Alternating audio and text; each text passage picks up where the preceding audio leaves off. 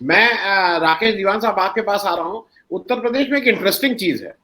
उत्तर प्रदेश में 4 जो प्रमुख पार्टियां हैं उसमें, मतलब मैं इसलिए कह रहा हूं कि उसमें जो अध्यक्ष हैं चारों पार्टी के प्रदेश अध्यक्ष, उनमें से 3 प्रदेश अध्यक्ष का नाम आप लीजिए तो उनकी पार्टी के लोगों को भी नाम नहीं याद होगा।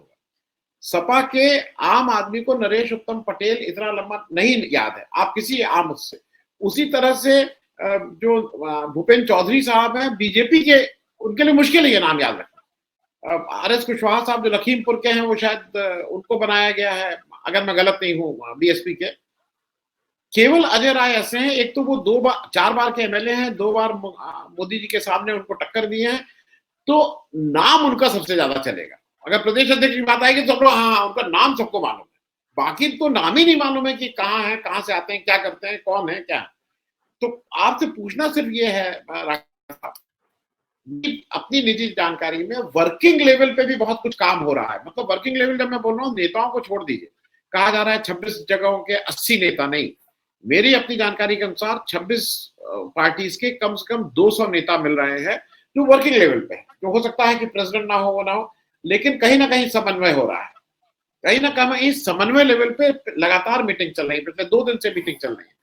तो शायद 31 और पहली के बाद एक कॉमन फ्रंट, कॉमन बहुत सी चीजें लोगों के अलावा वर्किंग लेवल पे भी बहुत सी कॉमन और चीजें देखेंगे। राकेश दीवान साहब,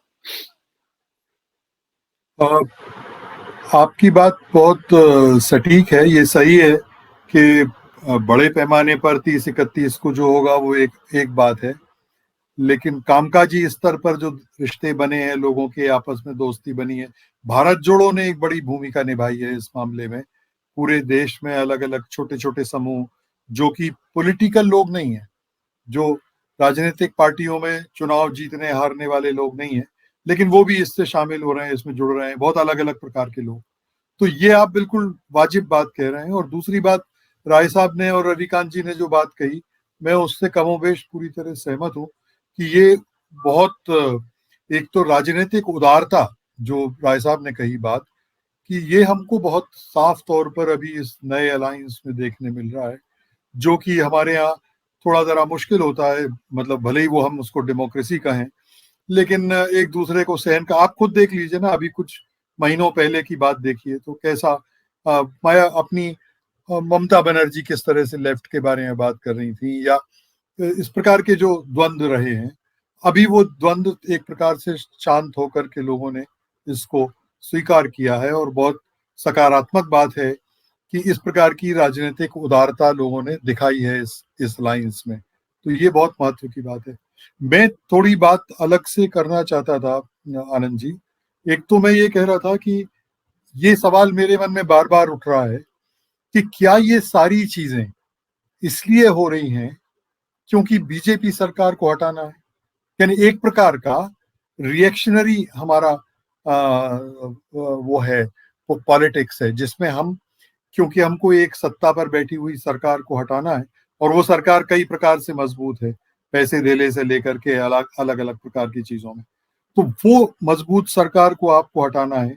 तो क्या ये सारी उदारताएं, सारी दोस्तियां, सारे जो गठबंधन हैं वो इसलिए हो रहे हैं? और अगर इसलिए हो रहे हैं तो फिर हमको थोड़ा सचेत होने की जरूरत है। एक बात कहना चाहता हूँ। दूसरी बात मैं कहना चाहता हूँ कि अभी हमारे पास ऐसा भी कोई इमरजेंसी नहीं है, थोड़ा समय तो है ही।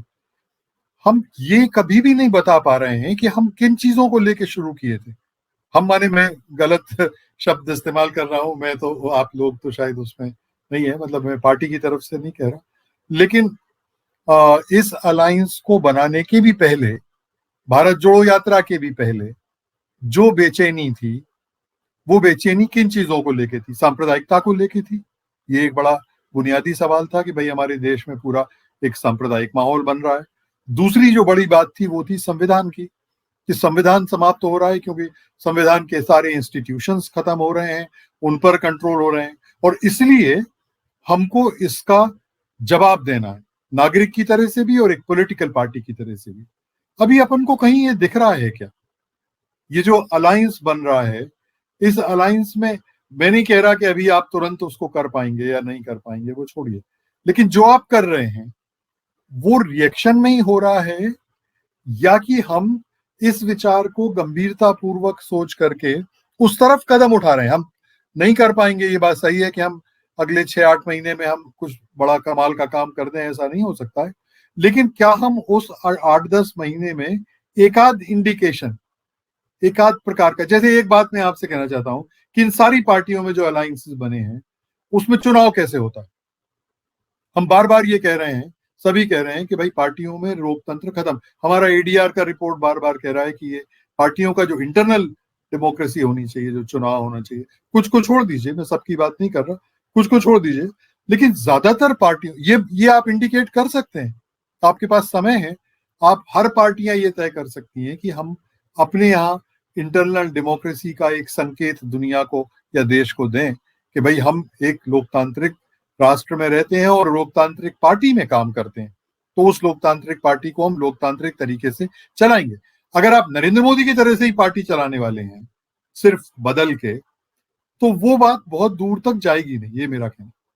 और इसमें मैं बहुत सारी और बातें भी, संविधान की बात हम लोग कर रहे थे, सांप्रदायिकता की मैं आपसे बात कर रहा हूँ, जो मैं तो अब पिछली बार भी मैंने ये उदाहरण दिया था कि यहाँ मध्य प्रदेश में चुनाव आने वाला है, बिल्कुल आसन्न चुनाव है, लेकिन मध्य प्रदेश में चुनाव लड़ने वाली जो दो बड़ी पार्टियां हैं, एक पार्टी का तो सबको मालूम है रंग, लेकिन दूसरी पार्टी जो है वो भी वही कर रही है। लोग ये कह रहे हैं, बहुत लोग कह रहे हैं ये बात, कि अगर हमको हनुमान जी की पूजा करके और मूर्ति उनकी कितनी बड़ी बनाई है उसको देख करके हमको वोट करना होता, तो हम तो बीजेपी को ही करें ना, क्योंकि उसकी मूर्ति ज्यादा बड़ी है, उसने तो सब जगह बना दी है, मतलब पूरे मध्य प्रदेश में समझ लीजिए आपकी ओमकारेश्वर में, उज्जैन में, और जगह जगह, मतलब जगह जगह उस तरह की 200 फुट 300 फुट की मूर्तियां बन रही हैं, उसमें अलग अलग प्रकार की। उसी की टक्कर में हमारे कमलनाथ जी भी बना रहे हैं। अभी ये प्रश्न, ये इंडिकेशन कम से कम हमारे राजनेताओं को देना चाहिए कि हम इस राजनीति में थोड़ी भिन्न बात लेके आ रहे हैं, हम कुछ अलग करने वाले, हम वो ही नहीं करने वाले जो अभी तक आपने 10 साल से तमाशा देखा, वही तमाशा हम रिपीट नहीं कर रहे, या उसको और बेहतर। अभी अभी हमारे यहाँ मध्य प्रदेश में आप देखें तो बहुत ही विचित्र चल रहा है, क्योंकि शिवराज सिंह जो है दिन रात कह रहे हैं कि बहना और लाडली बहना उनको हम 1000 रुपए देंगे, फिर कह रहे हैं 1200 देंगे, फिर कह रहे हैं हम 1500 कर देंगे। उसकी टक्कर में कमलनाथ भी कह रहे हैं कि हम भी 1500 दे देंगे। ये जो पॉलिटिक्स का जो ये जो ढांचा है, ये ढांचा कहीं ना कहीं कुछ टूटे तो हम एक लॉन्ग टर्म पॉलिटिकल चेंज की अपेक्षा कर सकते हैं, एक राजनीतिक बदलाव की अपेक्षा कर सकते हैं। वरना तो ये जो होगा ये तो वही का वही होगा, माने थोड़े दिन बाद हमको वही जो हमारे साथ हुआ, आप सब जानते हैं इस बात को, कि इमरजेंसी के समय में हम लोग यही सब करते थे और उसके एक दूसरी पार्टी के खिलाफ कर रहे थे। आज दूसरी परिस्थिति बन गई है तो उस परिस्थिति में दूसरे लोगों के साथ है। लेकिन हमारा ये प्रश्न तो होना ही चाहिए कि भाई समय है आपके पास, आप कुछ तो इंडिकेट कीजिए, कुछ तो छोटा मोटा दिखाइए कि आप जो दो बुनियादी सवाल आपने शुरू में किए थे कि सांप्रदायिकता के खिलाफ हम बात करेंगे और संवैधानिकता को हम फिर से स्थापित करने की कोशिश करेंगे, वो हम कहीं से दिखने लगे, हमको कहीं से एक आध झलक भी दिख जाए कि भाई हाँ ये हमने छोटा सा काम किया। मैं अब राकेश भाई आपसे एक चीज और जरा बहुत बेसिक सी पूछ लूं, एनडीए और इंडिया के उसमें कहीं ना कहीं आज मणिपुर विपक्ष के एनडीए का एक प्रतीक बन गया है कि भाई वहां कुछ नहीं कर रहे हैं। मोदी जी अपने को एनडीए की बात करते हैं, नॉर्थ ईस्ट उसमें सबसे बड़ा जो चंक आता है एनडीए का वो नॉर्थ ईस्ट से आता है, मोदी जी नहीं कर रहे हैं। साथ में मैं एक बात और कहूंगा, जैसे आपने बात कही ना कि अब लोगों को समझना चाहिए कि इंटरनल डेमोक्रेसी ये सब, मैं 3 उदाहरण दे रहा हूं, इसको जनता कैसे करेगी। उत्तर प्रदेश के अमरमणि जो एक हत्या के आरोप में आरोप साबित होता है, लोअर कोर्ट से, हाई कोर्ट से, सुप्रीम कोर्ट से, वो जेल जाते हैं और जेल में से भी 12 साल वो अस्पताल में बिताते हैं। वो अपना वही अस्पताल में, कोई उनकी जेल जैसी स्थिति नहीं है और उनको सरकार छोड़ देती है और बार बार ये कहा जाता है कि अच्छे व्यवहार के कारण, अच्छे व्यवहार के कारण। अरे भाई वो एक आदमी जिसने हत्या की है वो व्यक्ति है बृजभूषण शरण सिंह, जिनकी वजह से इस देश में पहली बार शायद मेरी याद में हुआ है जब पॉक्सो उनके ऊपर नहीं लगाया जाता है और उनको 45 दिन तक घूमने दिया जाता है और वो सारा कुछ लोगों पे दबाव बना के निकल जाते हैं। आज उसका प्राइस ये है कि हिंदुस्तान में वर्ल्ड रेसलिंग फेडरेशन से हमारी सदस्यता खत्म हो गई और तीसरा अजय मिश्रा टेनी। इन लोगों का क्या जनता पे प्रभाव नहीं पड़ता? लोग कहते हैं नहीं नहीं इनसे बड़ा अच्छा है, अमर मणि छूट गए तो बीजेपी का ग्राफ बढ़ जाएगा, वो बीजेपी को वोट। तो मैं जरा थोड़ा आपसे समझना चाहता हूँ, ऐसे लोग कैसे बीजेपी का वोट बढ़ा देंगे? राकेश भाई अनम्यूट कर लीजिएगा। राकेश भाई अनम्यूट कर लीजिएगा। जी अब ठीक है। हाँ अब ठीक है, आवाज आ रही है? जी जी एक आपकी सारी बातों के संदर्भ में मैं आपको एक सर्वेक्षण का उदाहरण दे रहा हूं। महाराष्ट्र में ये जो एनसीपी का और शिवसेना का जिस प्रकार से विभाजन हुआ, तो सकाल ने एक अध्ययन किया और सकाल के अध्ययन में ये पता चला कि जो भी बीजेपी इस समय कर रही है वो उसके खिलाफ जा रहा है, वो उसके पक्ष में नहीं जा रहा। इसलिए जिनकी अपन बात कर रहे हैं, जो आपने 3 उदाहरण दिए हैं, वो वोट कबाड़ने वाले नहीं है, वो वोट गंवाने वाले लोग हैं। मुझे ये जो राजनीतिक नेतृत्व है जो ये समझता है कि ब्रजभूषण शरण सिंह को हम रखें तो उससे हम 5-6 सीटों पर उत्तर प्रदेश में अपनी ताकत बना लेंगे, मुझे इसमें बहुत शंका है। एक दूसरी बात मैं कहना चाहता हूं कि हमारे यहाँ का जो वोटर है उसका एक हिडन कॉन्शियसनेस भी है, एक गुप्त सुप्त जो एक प्रकार का चेतनता है वो है उसकी। और वो चेतनता के हमको बहुत उदाहरण दिखते हैं। आप इमरजेंसी का ले लीजिए, 77 का ले लीजिए, मिसेस गांधी की वापसी का ले लीजिए 3 साल में। ये जो चीजें होती हैं, ये अंदर का जो अंडर करंट है वो अंडर करंट है, और वो अंडर करंट बार बार ये कह रहा है कि ये चलेगा नहीं। जैसे अभी एक उदाहरण जो राय साहब कह रहे थे कि मध्य प्रदेश में जो सिंधिया के साथ लोग गए तो वापस कांग्रेस नहीं आ रहे हैं भाई साहब, वो बीजेपी, वो कांग्रेस में वापस नहीं आ रहे हैं, वो बीजेपी में रह करके बीजेपी का बंटाढार कर रहे हैं। अभी जो सबसे बड़ा झगड़ा मध्य प्रदेश में है वो उन्हीं 22-25 लोगों का है जो कह रहे हैं कि हमको टिकट मिलना चाहिए, और बीजेपी का जो आदमी है जो पहले से कर रहा था वहां पर, वो लगा हुआ है कि मुझे टिकट मिलनी चाहिए। तो टिकट को जो आप कह रहे थे कि बहुत आंतरिक द्वंद्व है, उसमें एक बड़ा द्वंद्व तो टिकट का है, और वो टिकट का द्वंद्व हर राज्य में होगा सर।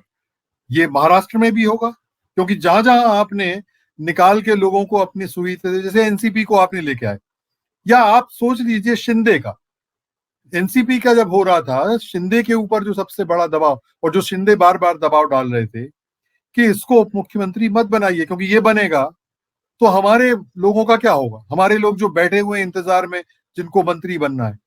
तो ये तमाशे इनने जहां जहां किए हैं वहां वहां इनको उसकी कीमत चुकानी पड़ेगी, चाहे वो उत्तर प्रदेश हो, चाहे वो बिहार हो, चाहे वो मध्य प्रदेश हो, चाहे महाराष्ट्र हो, या और जगहों पर भी, कर्नाटक, हर जगह उन्होंने ये करने की कोशिश की है।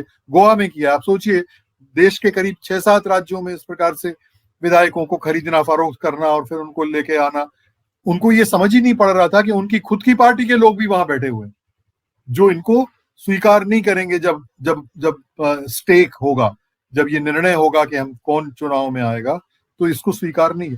तो वो झंझट तो बीजेपी के सामने लगातार हो रही है और उसको निपटाने की कोशिश कर रहे हैं। बार बार वो कह रहे हैं कि हम इसको सुधार सकते हैं, बदलने की कोशिश कर सकते हैं। राकेश भाई एक छोटी चीज जरा बता दीजिएगा, क्योंकि मुझे इतना याद है, अभी जब खड़गे साहब सागर गए थे तो उन्होंने कहा था कि भाई ये मंदिर बनाएंगे, मैं सागर में रविदास विश्वविद्यालय की घोषणा करके आएंगे, अगर हमारी सरकार आई तो सागर में रविदास विश्वविद्यालय बने। मैं जरा ये समझना चाह रहा हूँ, क्योंकि वो उन्होंने बिल्कुल स्पष्ट किया है कि तुम बनाओ मंदिर, हम बनाएंगे विश्वविद्यालय।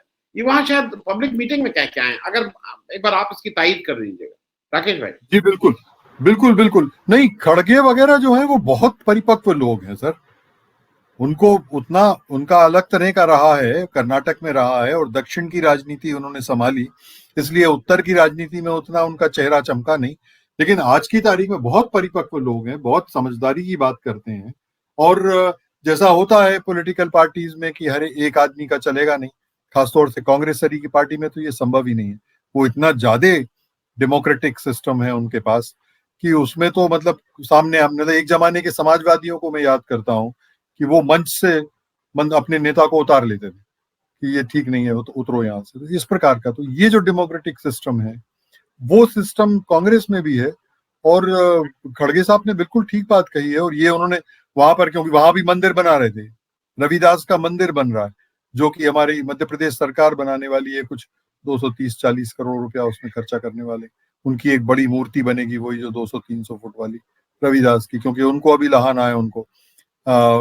हमारे इन ओंकारेश्वर में बनने की बात हो रही है, तांतिया भील की बात हो रही है, मतलब जो आदिवासी क्षेत्र है 20% करीब है, 20-22%, तो वो उसको कैसे आप लाएंगे अपने उसमें, तो उनके लिए भी यही सब मूर्तियां और ये सब। अब विचित्र बात ये भी है, इसको भी शायद मुझे लगता है कहीं ना कहीं ध्यान देना चाहिए। राकेश भाई थोड़ा कंक्लूड भी कर लीजिएगा, मैं कंप्लीट करके लास्ट क्वेश्चन लेना है, आप कंक्लूड कर लीजिएगा। जी बिल्कुल, नहीं अगर अभी राय साहब या धनंजय भाई कुछ कहने वाले हो तो वो कहें, बस मेरी बात तो खत्म हो गई, मैं तो ऐसे उदाहरण दे रहा था आपको।